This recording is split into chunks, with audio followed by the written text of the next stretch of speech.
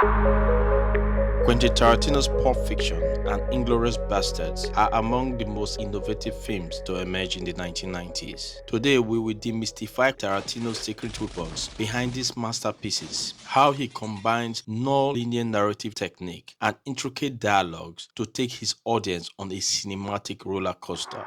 Non-linear narrative is a storytelling technique in which story is not told in chronological order. This technique is often used to create suspense, give depth to character, or reveal events from different perspectives. The technique has been used in the past by novelists such as Chinua Achebe in Things Fall Apart, James Joyce in Ulysses, but it was not until Quentin Tarantino masterfully put the technique to good use in his film Pulp Fiction that its application in the cinema art form became a big discussion point. Any of you fucking pricks move! And I'll execute every motherfucking last one of you! Quentin Tarantino's 1994 crime thriller, Pulp Fiction, is made up of two distinct plot lines, driven by three key characters, Vincent, Jules, and Butch. But the film starts with an expository conversation in a restaurant between two lovers, Pumpkin and Honey Bunny. We initially do not see the relationship between this scene and the macro plot until the last scene of the film, where Quentin Tarantino reveals the presence of Vincent and Jules in the restaurant, culminating in a turning point in Jules and the couple's journey.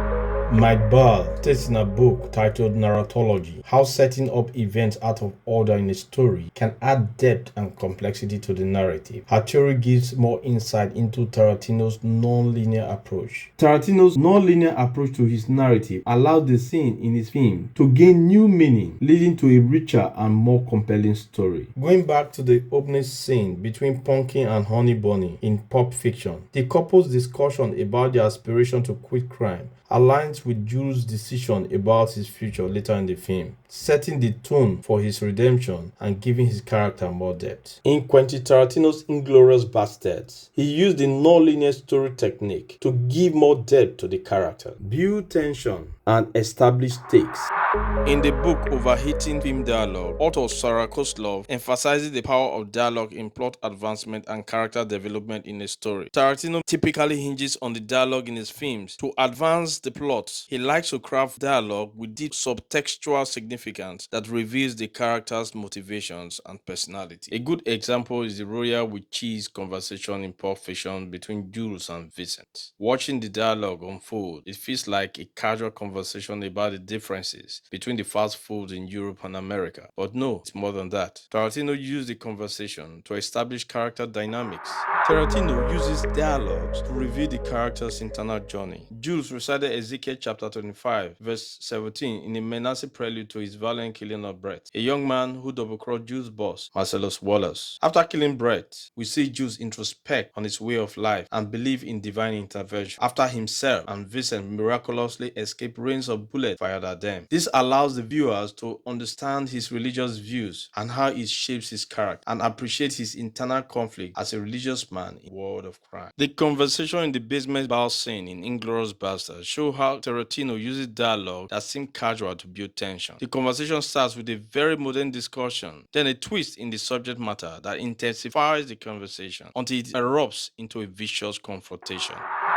Quentin Tarantino is known for having long dialogues in his films spanning several minutes and culminating in explosive violence. This emphasizes the volatility of the characters and situations in his films. The dialogue between Lieutenant Hickox and Major Data, which started as a harmless conversation, rises in tension as the conversation progresses, exploding into chaos, showing the unpredictability in Tarantino's work. Things can go off when we least expect them. What looks like a peaceful chat can end up in ways the viewers would not anticipate.